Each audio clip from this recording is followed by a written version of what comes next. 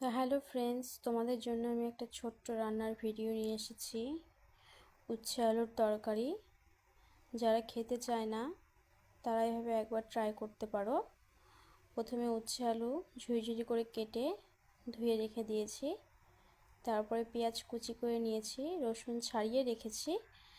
তারপর জিরে, আদা, শুকনো লঙ্কা, রসুন পেস্ট করে রেখে দিয়েছি। তারপরে উনুনে কড়াইটা বসিয়ে দিলাম। দেওয়ার পর কড়াইয়ে তেল দিয়ে তেলটা গরম হয়ে আসলে আমি ফোড়নে দিয়ে দিচ্ছি দুটো শুকনো লঙ্কা, দুটো তেজপাতা, একটু গোটা জিরে। দেওয়ার পর একটু নাড়িয়ে নেব। নেওয়ার পর দিয়ে দিচ্ছি গোটা রসুন। রসুনটা একটু লাল হয়ে আসলে আমি দিয়ে দেব পেঁয়াজ কুচি। পেঁয়াজ কুচি দিয়ে আমি একটু নাড়িয়ে নেব যতক্ষণ বাদামি কালার না হয়ে আসছে পেঁয়াজের, ততক্ষণ আমি নেড়ে যাব। দেখুন হয়ে আসছে প্রায়।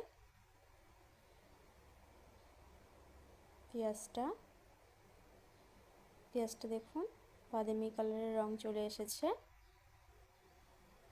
এখন আমি আদা, রসুন, শুকনো লঙ্কা, জিরে পেস্টটা দিয়ে দিচ্ছি।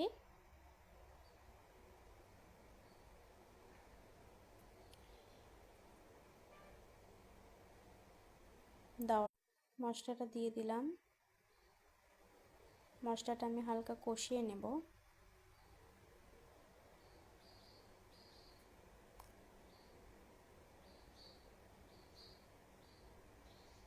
যতক্ষণ না মশলার তেল ছেড়ে আসছে ততক্ষণ নাড়তে হবে।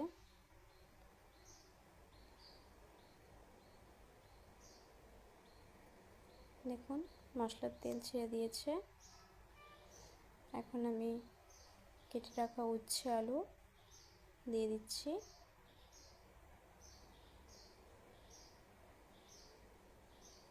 দিয়ে একটু নাড়িয়ে নিতে হবে।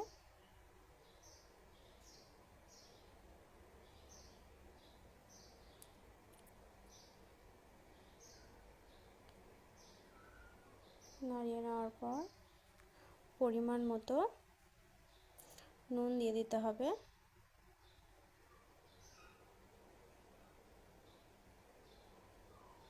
নুন দেওয়ার পর পরিমাণ মতো হলুদ গুঁড়ো দিয়ে দিতে হবে। হলুদ গুঁড়ো দেওয়া হয়ে গেল। এখন নাড়িয়ে নিতে হবে।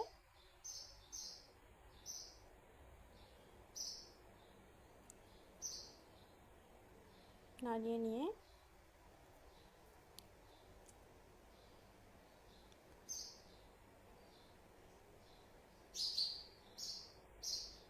এক দু মিনিটের মতন ঢেকে রাখবো।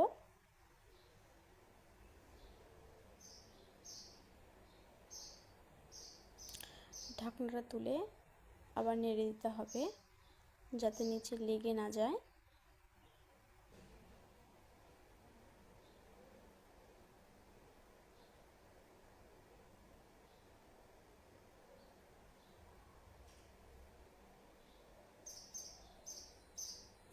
নেড়ে আবার একটু ঢেকে দিতে হবে।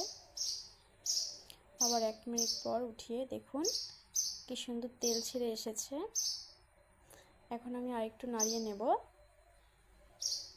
দেখুন মশলাটা কষে এসেছে।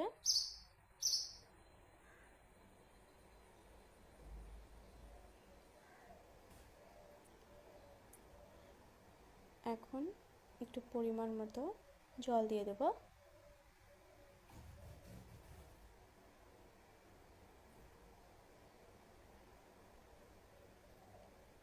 জল দিয়ে একটু নাড়িয়ে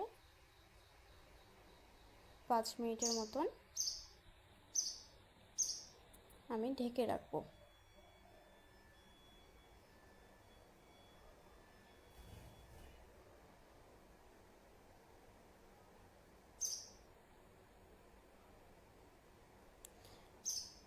5 মিনিট পর ঢাকনাটা তুলে আবার নেড়ে দিতে হবে।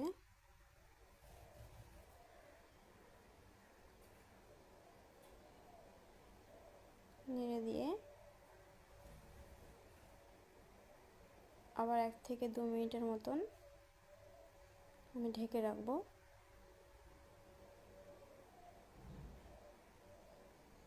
তারপরে দেখুন কি সুন্দর হয়ে এসেছে, জলটা শুকিয়ে গেছে, তেলও ছেড়ে দিয়েছে। এখন আমি নেড়ে চেড়ে নামিয়ে নেব। আমার রেসিপি রেডি। আপনাদের যদি ভালো লাগে তাহলে আপনারা একবার বাড়িতে ট্রাই করতে পারেন, কমেন্ট করে জানাবেন রেসিপিটা কেমন লাগলো।